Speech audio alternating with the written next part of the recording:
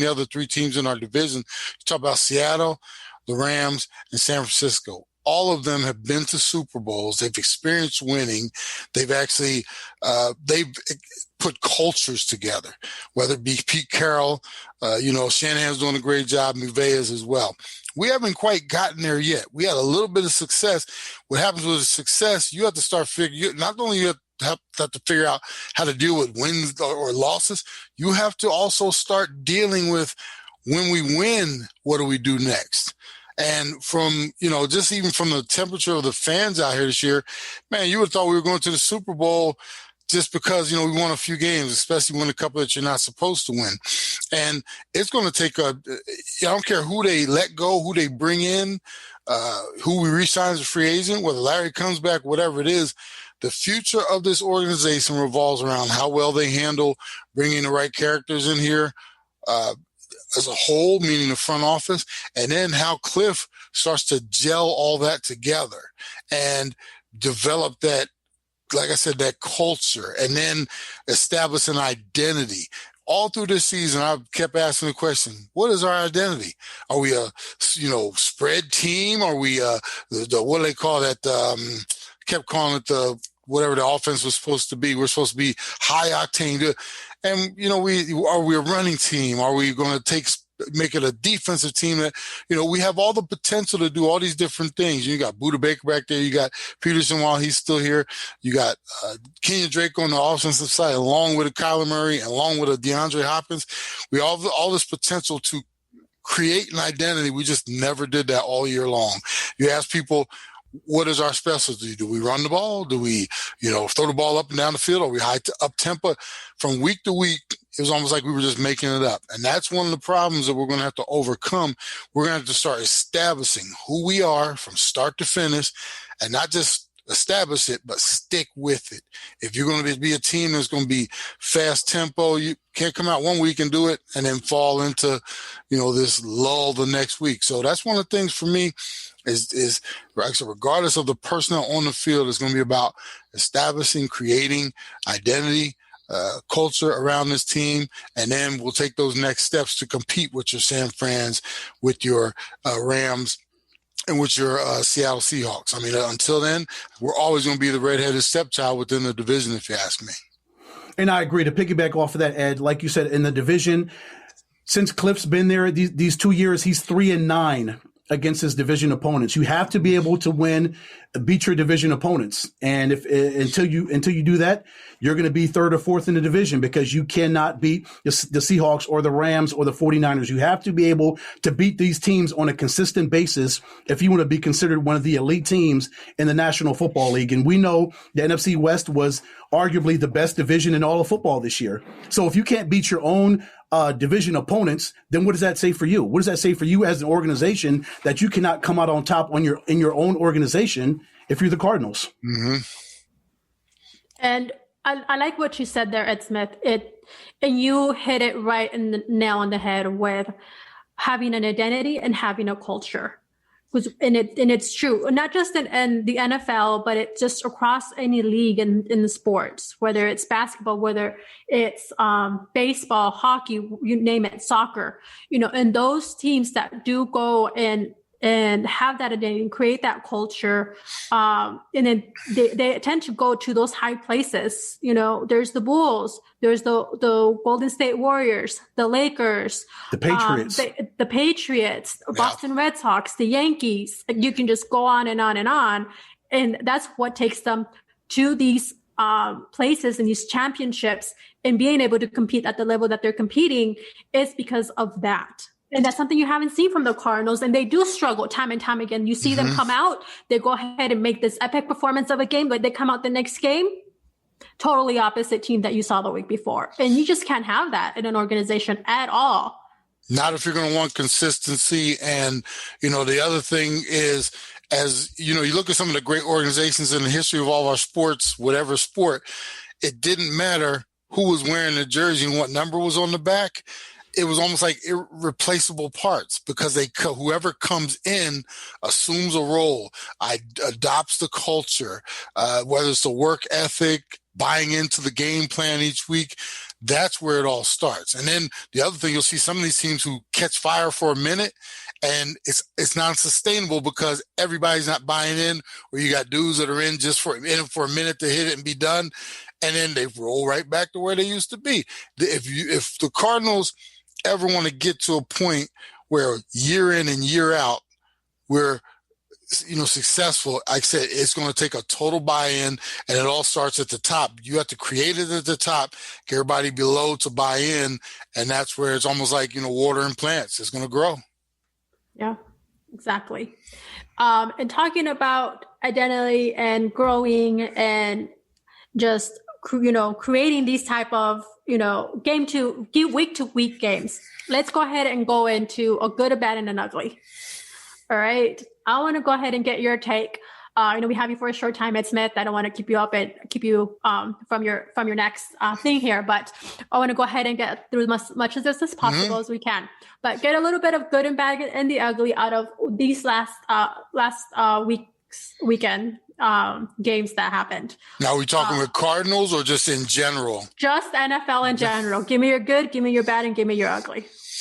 Oh boy, that is really, let me start. I got to go back to my ugly. Ugly is how, not just the losses by the Cardinals, but how inept they looked. And when you're fighting for something, they had 2 weeks. They had a San Francisco game, then you had an LA game.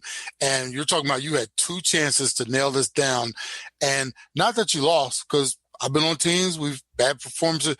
They actually looked like they could have cared less and were moving in slow motion when everybody else was in fast motion. And think about this: San Fran didn't have anything to play for.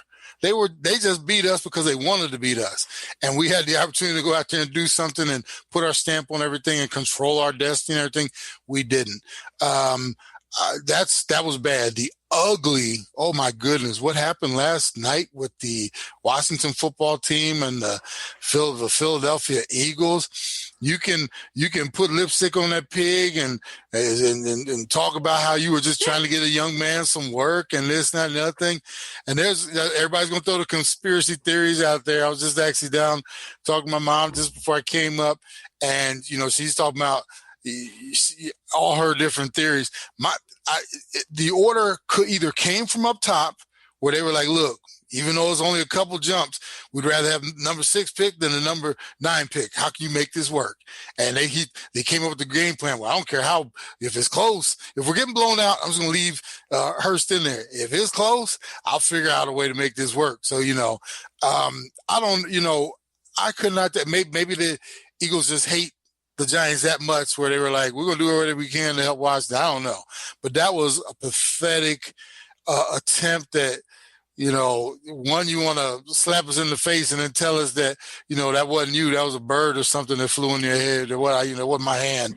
That was really, really bad. So, the other thing, like I said, for me, the good of the year, and this is really kind of critical, the fact that we got through 256 games with the COVID out there, with the 1-9, with all the trouble that all the other leagues were having. And I know I've questioned all the way from start to finish. 1, how can you even try to pull this off? And then 2, some of the methods they use to pull it off, taking a Thanksgiving game on a Thursday and pushing that all the way to the following Wednesday, and then having those guys play again on Tuesday or what it was next week.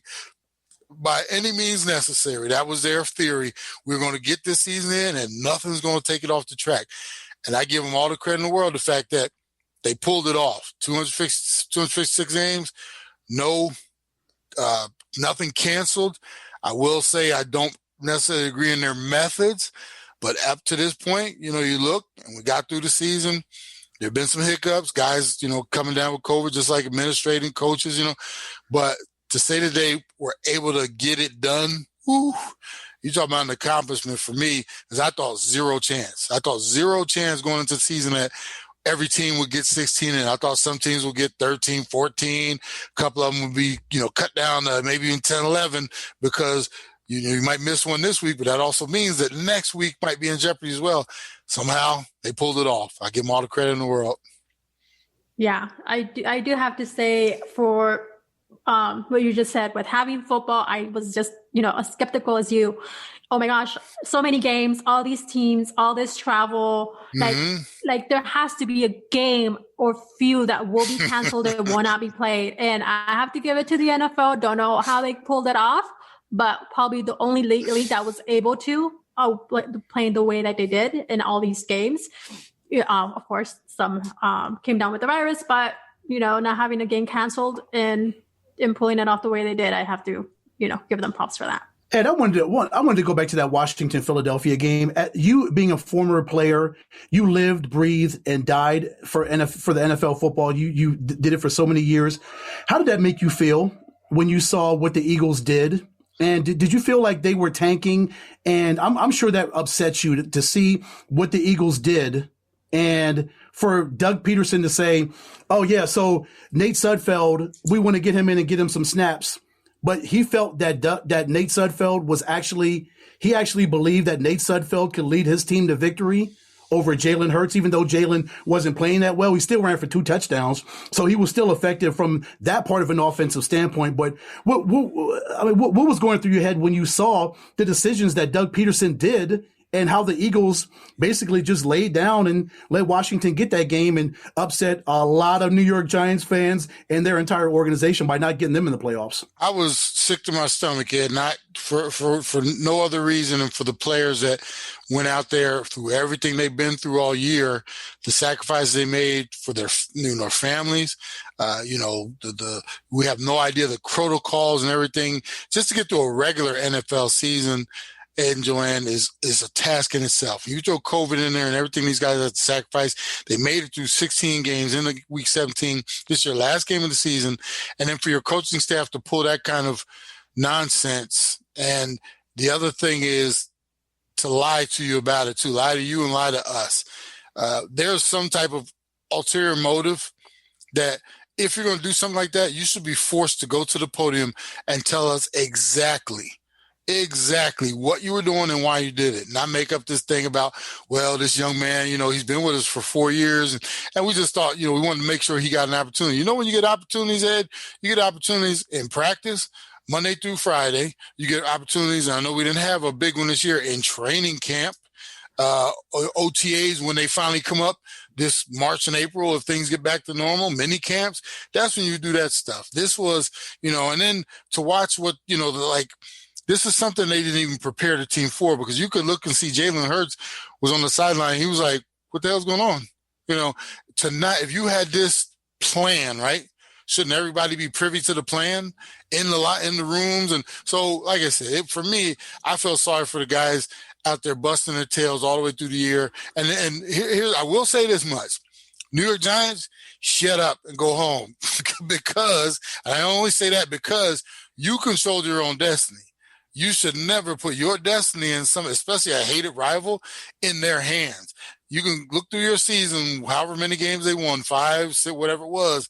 Your job is to win your games and not put yourself in that situation. So although it stinks, if you've left it to the hands of the Philadelphia Eagles to control your destiny, you only have yourselves to blame. And, I do say, though, if you're going to be out there competing, Philadelphia Eagles, you should be full on board, everybody out there trying to win that game. And obviously the players were, but either the front office and the coaching staff, meaning Doug Peterson, weren't. And I think that's very unfair for the athletes who, like I said, busted their tails all year, and they deserved that victory, or at least an opportunity to go at it with the best players on that roster. And they were kind of robbed of that last night. I agree. And I think that was probably a upper management decision, Ed, because obviously you're talking between pick number 9 and pick number 6. I'm sure that probably came down from Howie Roseman, their GM, or owner Jeffrey Lurie. They probably talked to Doug Peterson and said, hey, man, at this point, it's between 9 and 6.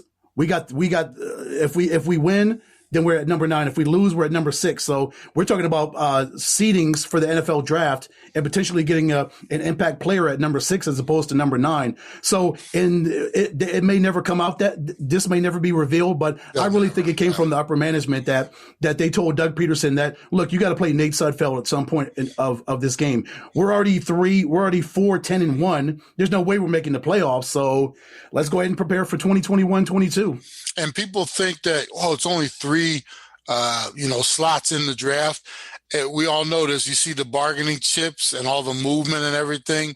They might not even have a